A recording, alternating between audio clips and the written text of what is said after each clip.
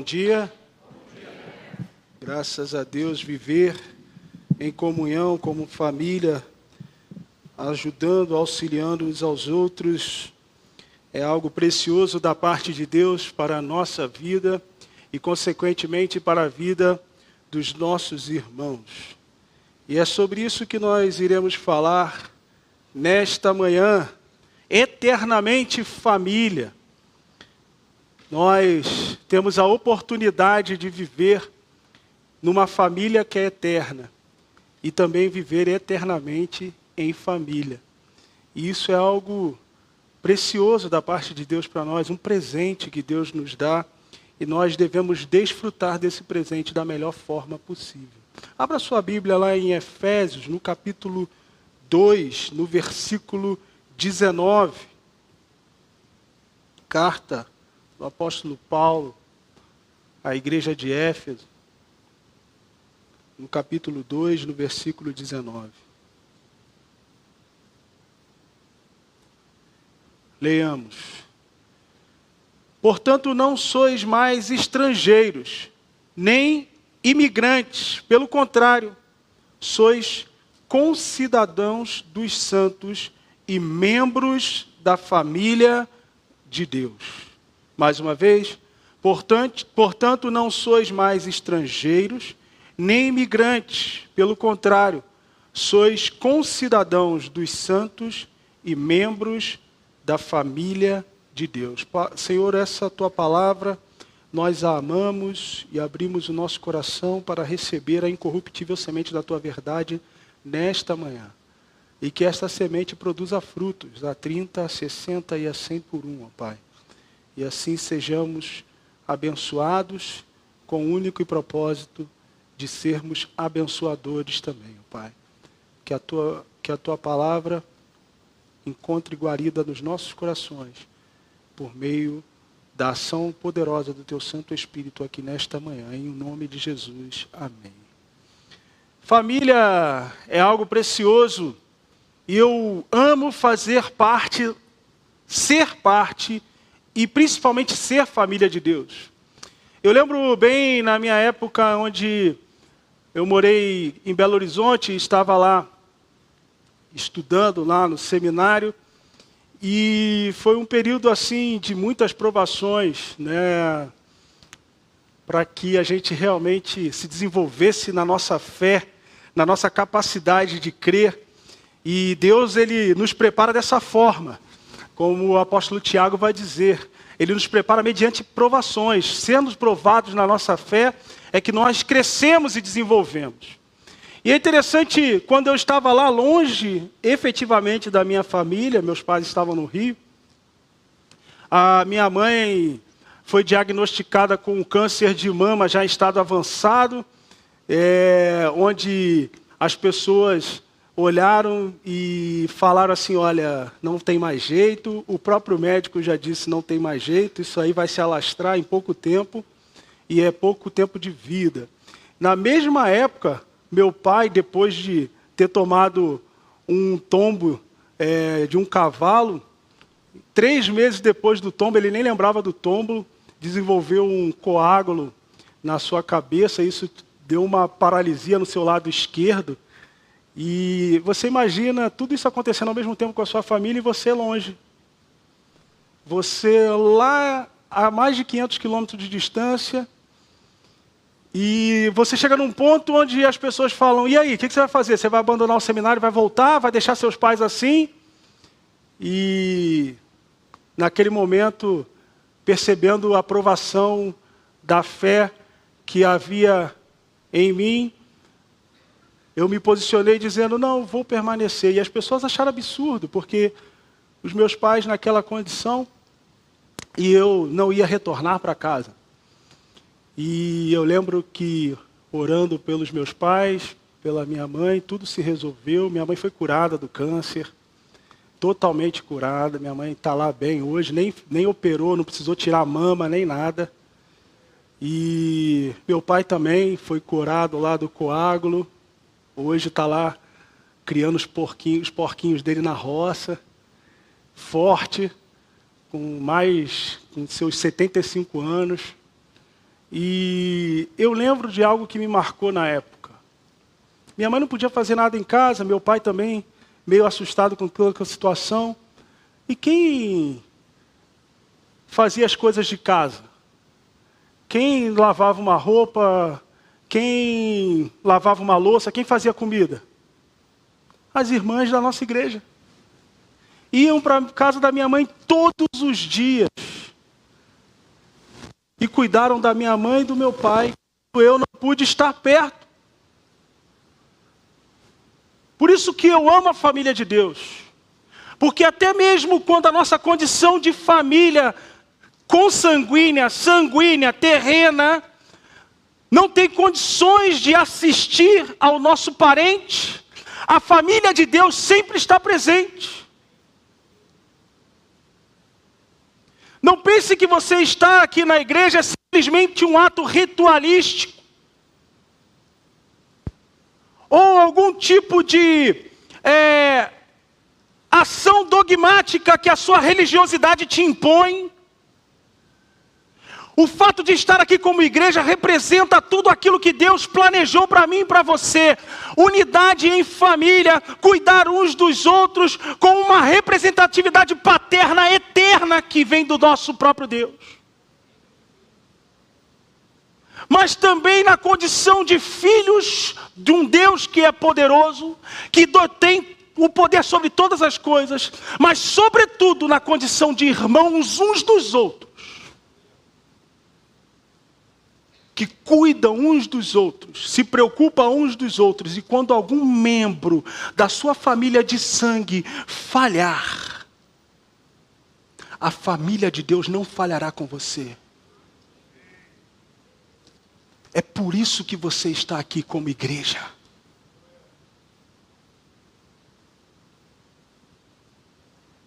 E as condições que compõem essa vivência eterna em família, passa pelo pressuposto, em primeiro lugar, da paternidade divina.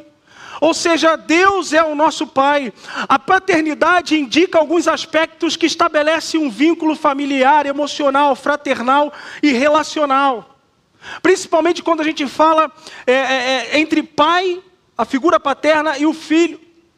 A figura paterna, ela se apresenta mediante alguns aspectos que são característicos. A semelhança, a autoridade, o cuidado e a proteção. Olha o que Deus fala lá em Gênesis, no capítulo 1, versículo 26. Nós conhecemos muito bem esse texto. Quando Deus, no processo criativo, decide fazer o homem, o que ele faz? Façamos o homem à nossa imagem, de acordo com a nossa. O processo de paternidade tem a ver com semelhança. Minha esposa, Natália, que está lá no Ministério Infantil, ela é a líder do Ministério Infantil, fica para morrer quando alguém fala que o meu filho Bento é a minha cara.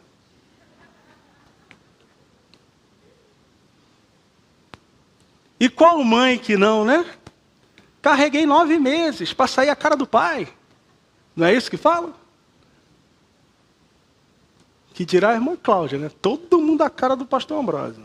Não é assim. Não tem jeito. Mas a semelhança, a imagem, a representação está ligada à figura paterna. E é interessante pensar que muitas das vezes a gente coloca da seguinte forma: olha, mas o meu pai, e é interessante como no caso até da minha esposa que eu acabei de citar, ela também, o pai dela, quem criou, né, ela, o pai desde pequeno, não é o pai biológico dela, o esposo da mãe dela. Mas é interessante você ver hoje, e não diz que não é, né, porque tem semelhanças. Mas não tem nada a ver fisicamente. Mas porque a semelhança se dá sob 2 circunstâncias. A semelhança física, propriamente dita, mas a semelhança também que provém da convivência. E aí você acaba buscando ou pegando alguns trejeitos daquele com quem você convive constantemente. A fala, a maneira de andar, de se portar. E isso acaba também transportando para uma espécie de semelhança que aparentemente é física. Mas é apenas um contexto de convivência. Você conviveu muito com aquela pessoa e aí você adquire semelhanças dela. Então o processo de paternidade, ele traz essas semelhanças e Deus, não sendo diferente disso, compartilha conosco a semelhança que vem a partir dele quando ele diz, façamos o homem à imagem. A nossa imagem, o sentido aqui da imagem é o sentido de reproduzir algo. Tanto que ele fala, façamos a nossa imagem conforme a nossa semelhança. Ou seja, que a semelhança que há em nós seja reproduzida no homem. E não é uma imagem física, não é uma semelhança física, mas é semelhança a partir de um contexto espiritual.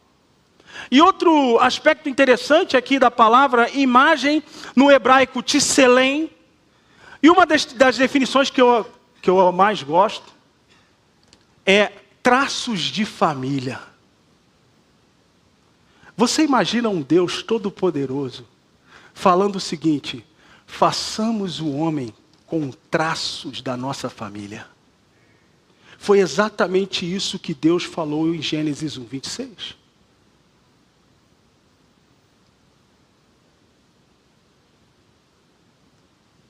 Você que é filho de Deus, você tem, pelo fato de ser filho de Deus, traços da família de Deus. Sabe o que significa? Quando, por exemplo, alguém olha para o meu filho e me vê junto, fala assim, é seu filho, né? Como é que você sabe disso? Você não me conhece. Tem seus traços. Você está entendendo aqui? É seu filho. Sim, mas você não me conhece. Eu não preciso conhecer, porque é nítido. Tem seus traços. Os filhos de Deus são reconhecidos pelos traços da família de Deus que ele carrega em si. Quando alguém olhar para você, alguém tem que olhar para você, perceber e dizer, você é filho de Deus, não é filho de Deus? Você não é filho do Pai Todo-Poderoso? Como você percebe isso? Você tem traços da família dele. Essa era a intenção de Deus ao nos formar. Perdido pelo pecado, recuperado pela remissão deles por meio de Cristo Jesus. A ideia da semelhança espiritual é algo que permanece em nós hoje e para sempre. Quando falamos da semelhança que ele gerou, segundo a sua imagem e semelhança, falamos de um contexto espiritual. Espiritualmente somos a imagem e semelhança do próprio Deus. João capítulo 4, versículo 24, Jesus vai afirmar de forma categórica, Deus é Espírito.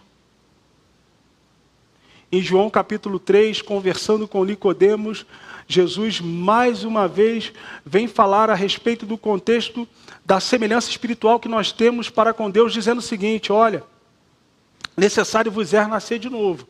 E Nicodemos pergunta, como alguém sendo velho vai tornar de volta para o ventre da sua mãe? E Jesus fala assim, você não compreendeu. Eu estou falando de um nascimento espiritual. Porque o que é nascido da carne, é carne. O que é nascido do Espírito, é Espírito. Mais uma vez eu vos digo que aquele que não nascer da água e do Espírito, não nasceu de Deus.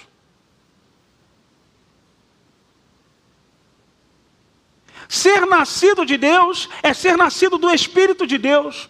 Porque Deus gera filhos conforme a sua semelhança. Ora, se Deus é Espírito, estamos falando de um estado espiritual. Por isso essa família é eterna. Porque o corpo, a matéria, vai acabar. Mas aquilo que nós não vemos, que Paulo escreve em 2 Coríntios capítulo 4, que ele chama de homem interior, isso se renova todos os dias. Ele vai dizer, o homem exterior se corrompe, se deteriora, está se desfazendo. Deixa eu te dar uma notícia triste nesta manhã. Cada dia que passa, você está ficando mais velho. Cada dia que passa, o seu corpo está se deteriorando. Está ficando mais difícil fazer algumas coisas. Mas posso te dar uma notícia boa?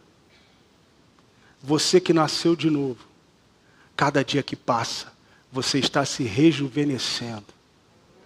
Porque o homem interior se renova todos os dias. A semelhança a qual Deus nos criou em relação a Ele se diz dentro de um contexto espiritual, como vai dizer em Gênesis capítulo 2, versículo 7, que Deus soprou o seu fôlego de vida na narina do homem, e o homem passou a ser alma vivente. A palavra soprou é a palavra ruá no hebraico, que traduzida é espírito. Deus, por meio do seu Espírito, levou vida para o homem passou a ser vivo. Enquanto o homem era só um barro, não tinha vida nenhuma nele, mas ele passou a viver a partir do momento em que o Espírito de Deus entrou nele. A vivência do homem se inicia a partir de uma experiência espiritual, a qual Deus, que é Espírito, compartilha com o próprio homem.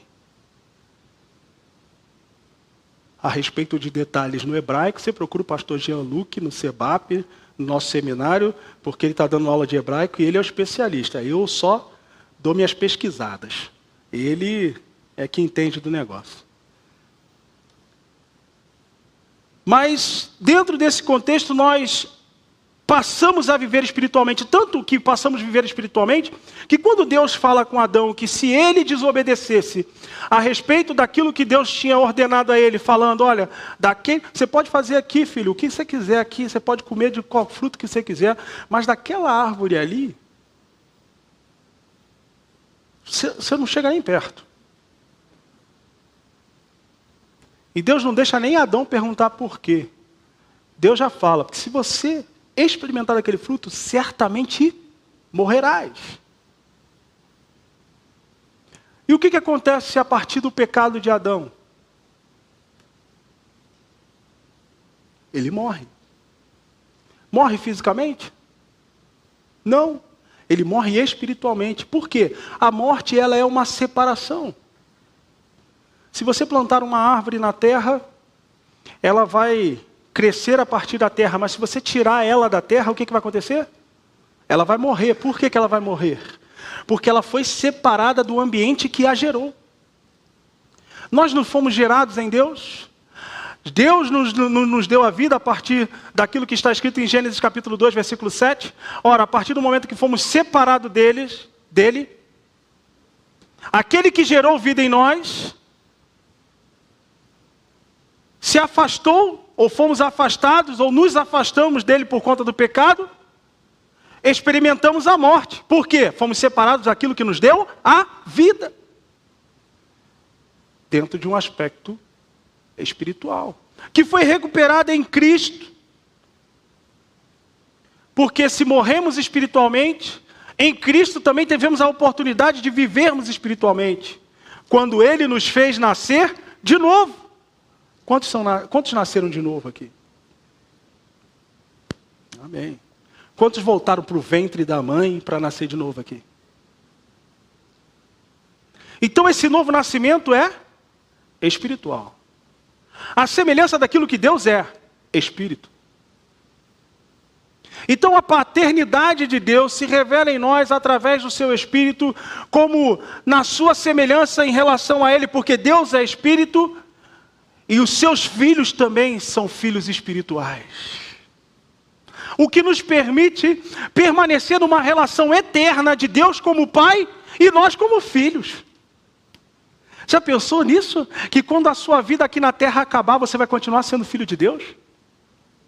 Que você não é só filho de Deus aqui, que Deus não só é o seu Pai aqui, mas Ele é seu Pai hoje e eternamente?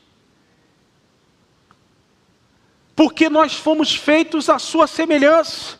E é interessante, porque quando Jesus ele chega em determinado ponto, naquele momento em que ele retrata o aspecto do juízo final, onde muitos vão chegar diante dele e vão falar assim, olha, deixa-me entrar, e ele vai falar assim, apartai-vos de mim, porque eu não conheço você. Eu não conheço a sua imagem. Agora para outros ele vai dizer, pode entrar, eu conheço você. Por que Jesus vai dizer, eu não conheço você para uns e conheço você para outros? Porque para uns ele vai olhar e falar assim, você parece comigo, você é meu irmão. Você tem traços da minha família. Você é da família? Pode entrar. Para outros ele vai olhar e falar assim, você não tem nada a ver comigo.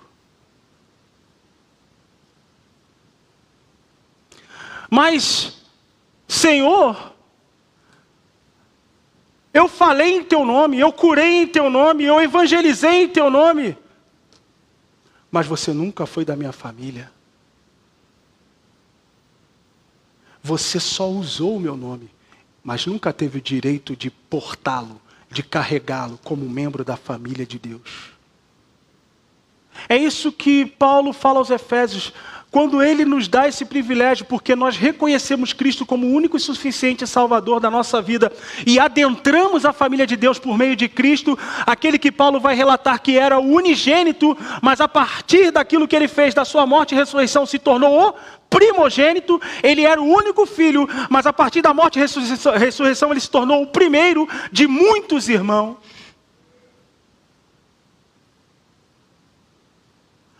Essa realidade em nós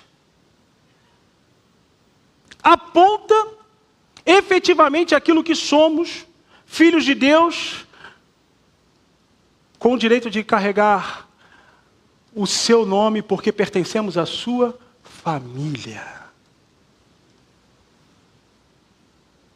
E isso tudo começa na paternidade divina que está sobre nós. Deus gera filhos espirituais. Então aquela conversa que fala que todos são filhos de Deus, não cai nessa não, tá? Nem todos são filhos de Deus. Os filhos de Deus são aqueles que são nascidos de Deus. Isso é bem específico na sua palavra. Os filhos de Deus, como Paulo escreve em Romanos capítulo 8, versículo 14, são aqueles que são guiados pelo Espírito de Deus. Qualquer um que é guiado por qualquer outro espírito que não seja de Deus, ou pela sua própria consciência, ou pela sua própria carne, não é filho de Deus. Ponto final, é simples assim. Por isso que eu costumo dizer que aqueles que são filhos de Deus sabem exatamente o que fazer. Quando estão meio confusos no que fazer, é a sua carne querendo determinar a sua trajetória. Então você se coloque numa postura de humildade, quebrante-se diante de Deus e deixe que o Espírito de Deus te domine por completo por meio da palavra do Senhor, para que você veja claramente o que você sabe e exatamente o que tem que fazer, e não a sua carne querendo te determinar o que você tem que fazer. Porque os filhos de Deus são guiados pelo Espírito de Deus. Esse é resultado da paternidade divina em nós. E isso corrobora com a semelhança que nós temos com o Pai. E porque Deus é Espírito, e essa semelhança se dá no campo espiritual, é que nós não podemos dizer que todos são filhos de Deus, por conta daquilo que está escrito em João capítulo 3, no versículo 3 e 8, que diz o seguinte: Jesus respondeu: se alguém não nascer de novo, não pode ver o reino de Deus. Nicodemos questionou: como pode um homem nascer sendo velho? Pode todavia entrar pela segunda vez no ventre de sua mãe e nascer novamente? Arrazoou Jesus: em verdade te asseguro.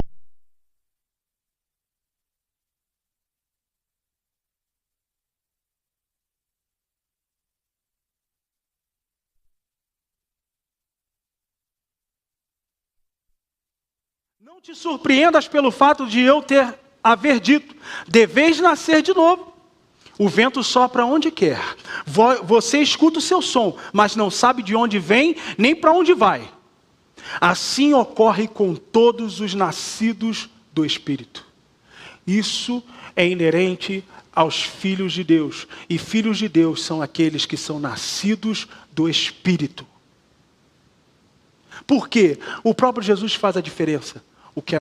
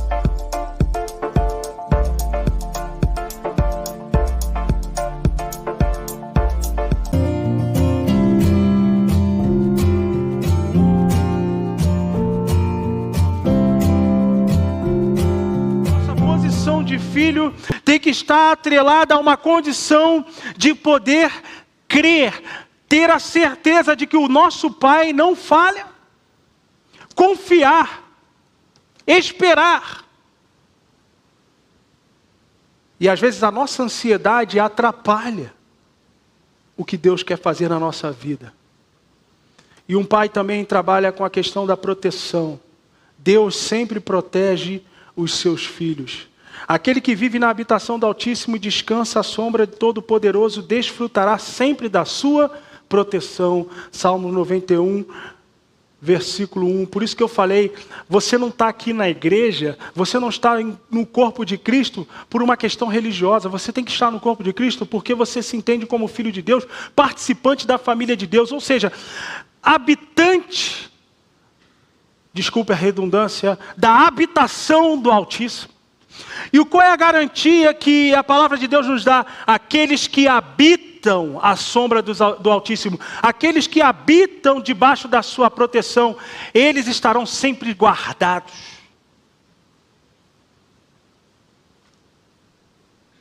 Como Deus me protege? Basta só você morar na casa dele. Porque quando estamos na casa de Deus, a responsabilidade para a proteção de toda a casa é dele. E o que eu faço? Descansa e confia na proteção do Senhor. Quando você era filho, pequeno, alguma vez você ficou acordado de madrugada? Ou você, criança, ouviu um barulho, aí você que foi levantar para ver o que tinha acontecido, se fosse alguém você ia enfrentar, proteger sua família? Ou uma figura paterna, ou o chefe da casa é que assume esse papel. Você continua dormindo tranquilo. Às vezes você nem soube o que aconteceu. Mas tinha alguém te protegendo. É exatamente essa a relação que nós temos para com Deus, como Ele pai, Ele sendo pai, nós somos filhos. Às vezes a gente só tem que dormir tranquilo. E Ele está nos protegendo e a gente nem sabe o que aconteceu. Quantos livramentos Deus te deu e você nem faz ideia. Por isso que temos que ser gratos todos os dias. Se Deus é o seu pai e você é filho dele, você é semelhante a ele espiritualmente, está sujeito à autoridade dele, ele cuida de você, ou seja, nada irá te faltar e ele te protege. Sabe por quê? Porque esse é o dever que Deus se impôs como pai. E ele não é homem para mentir e nem filho de homem para se arrepender daquilo que ele prometeu. Antes vela pela sua palavra para que ela se cumpra, para que ela aconteça. Se Deus é seu pai, você é filho dele, você é semelhante a ele, está sujeito à autoridade dele, ele tem cuidado de você e te protegido. Mais dois últimos aspectos é a dignidade como filho. O pecado nos tornou indignos diante de Deus, ou seja, não merecedores de nada. No entanto, por causa de Cristo, nos tornamos dignos, pois estamos nele e quem é digno é ele. Ou seja, se eu estou em Cristo, Cristo é digno, por associação eu sou digno também. Por quê? Porque sou filho. E essa dignidade não está relacionada a um fato de um merecimento em si, porque você fez algo para merecer, mas porque Cristo fez por você. E isso se chama graça. Mas pastor, eu não sou merecedor. Não é. Pastor, eu me sinto indigno. É. Mas o Senhor está dizendo que eu sou digno pelo fato de ser filho de Deus. Sim. Mas como pode ser isso? Graça. E é exatamente isso. Você não fez nada para merecer, mas mesmo assim Deus resolveu te dar. Isso se chama graça. Olha o que Paulo fala aos Romanos. Se somos filhos, então também somos herdeiros. Herdeiros de Deus e co-herdeiros com Cristo. Se realmente participamos do seu sofrimento, para que, da mesma maneira, participemos da sua glória. Filhos indignos não podem ser herdeiros. Sabia disso? A Bíblia está falando que você é herdeiro de Deus, co-herdeiro juntamente com Cristo. Filhos indignos não podem ser herdeiros. Você não está acreditando em mim? Tá. Eu não vou nem falar no aspecto bíblico. Eu vou falar no aspecto legal. Artigo 1814 do Código Civil Brasileiro.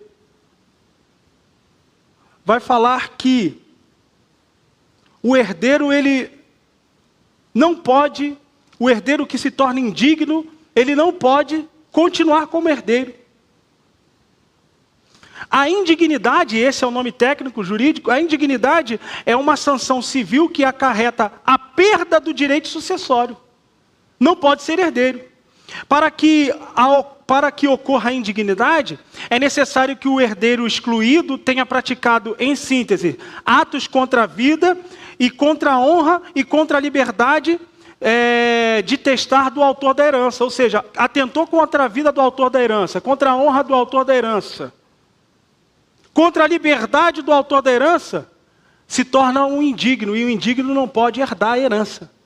A Bíblia fala que nós somos herdeiros, porque nós somos filhos. Se somos filhos e herdeiros, Deus nos tornou dignos para herdar.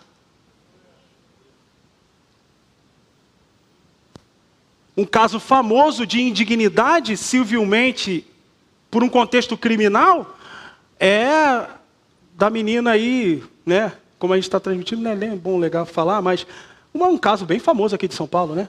Da filha que matou os próprios pais para poder... Ela se tornou indigna, você sabe disso? Que além da sanção criminal, civilmente ela se tornou indigna, ela foi proibida de herdar. E o irmão dela, que era mais novo na época, né? Depois, quando completou 18 anos, herdou toda a herança sozinho. Sabe por quê? Porque como filha ela não poderia atentar contra a vida do autor da herança. E nem ofender a sua honra. O que Paulo fala aos Romanos, capítulo 5? Que nós ofendemos a honra do próprio Deus a partir do pecado. Isso nos tornou indignos. Sem direito a herança alguma. Mas quando ele enviou o seu único filho Jesus, único, e esse único filho se tornou o primeiro entre muitos irmãos, começou a gerar filhos de Deus e gerar irmãos a partir do próprio Jesus. Fomos retomados à posição de dignidade e nos tornamos participantes da herança de Deus.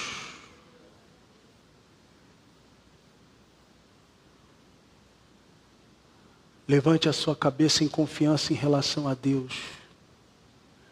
Tire de sobre a sua vida o ar de indignidade, porque Ele te tornou digno. Você não precisa se humilhar além daquilo que Cristo já se humilhou por mim e por você. Nada do que você fizer será capaz de equiparar aquilo que Cristo fez a você e por mim e por você. Às vezes a gente, num arrobo de tentativa de humildade, a gente se coloca numa posição de arrogância, achando que aquilo que fazemos vai nos tornar melhor diante de Deus. E quando a Bíblia diz que nada do que fazemos vai fazer com que Deus nos ame mais ou menos, simplesmente mudará a relação para com Ele.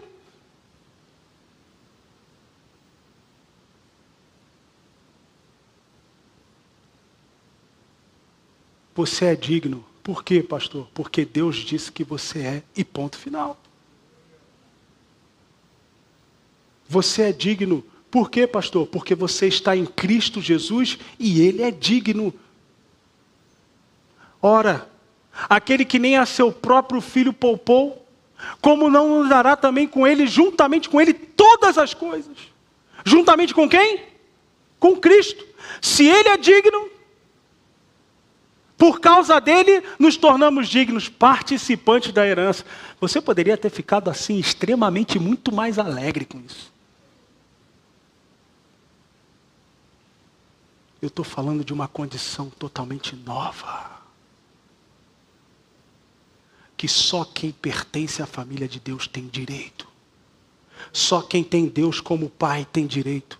Só quem é filho tem direito. E por último, a irmandade espiritual. Contudo, se alguém não cuida dos seus, especialmente os da sua própria família, este tem negado a fé e se tornou pior do que um descrente. 1 Timóteo 5,8. Família é um lugar de aprendizado para conseguirmos lidar com diversas questões da nossa vida. Ou seja, se alguém não cuida dos seus, da sua família, se tornou pior do que um descrente, porque tem negado a fé. Quando Deus nos coloca num contexto de família, Ele quer nos ensinar algo. Por isso que a família é algo tão precioso dentro de um contexto de sociedade, e por isso que Satanás está furioso contra a família, porque é na família que você aprende a ser obediente. É na família que você aprende a cuidar uns dos outros. É na família que você aprende a perdoar. É na família que você aprende a amar sem interesse. É nesse contexto que nós aprendemos tudo aquilo que Deus quer nos ensinar, de maneira que nos relacionemos de forma cada vez mais sincera uns com os outros. Por isso a família da qual nós viemos é um lugar de aprendizado para sermos família da qual Deus nos formou, nos colocou. Se você é paciente, se você sabe lidar com o seu irmão consanguíneo, você tem que saber lidar com o seu irmão aqui, espiritual. Se você cuida dos seus da sua família, você cuida dos seus aqui também. Porque assim Deus nos ensinou no contexto da família. Se você perdoa o seu irmão de sangue, você perdoa o seu irmão aqui também. Não é ruim, gente? Aquela festa de Natal, que o pessoal se reúne à força, mas ninguém fala com ninguém. Ou então quando fala no final, sai aquela briga toda, sabe? Sempre tem um para falar. Não é ruim? Não afeta o clima de paz e tranquilidade? Assim também é na família de Deus. Qualquer coisa que fazemos aqui, que seja contrária à direção de Deus uns para com os outros, afeta o relacionamento da igreja como um todo. Precisamos amar uns aos outros como família, precisamos andar em comunhão, precisamos sentir a falta uns dos outros. Como foi falado aqui, né? Ver pessoas retornando, irmãos nossos retornando aqui, é precioso demais, porque nós sentimos a falta de vocês como família, como membro do corpo de Cristo. Ser família de Deus é vivenciar a realidade de um relacionamento sincero que externa Deus em tudo que fazemos. Nas relações um para com os outros, revela quem é o nosso Pai, de quem somos filhos e quem são os nossos irmãos. E isso – desde agora e para todo o sempre.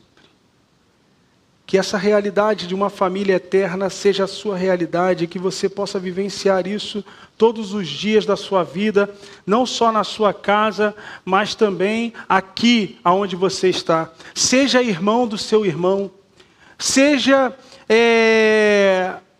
alguém próximo do seu próximo, seja alguém que esteja envolvido, cuidando, se importando. Não venha aqui, sente-se no banco, participe do culto, assista, vai embora para sua casa e a semana continua. Não, venha para cá, se envolva, procure conhecer, conheça as necessidades, alegre-se com as vitórias de cada um. Não é assim que fazemos em família?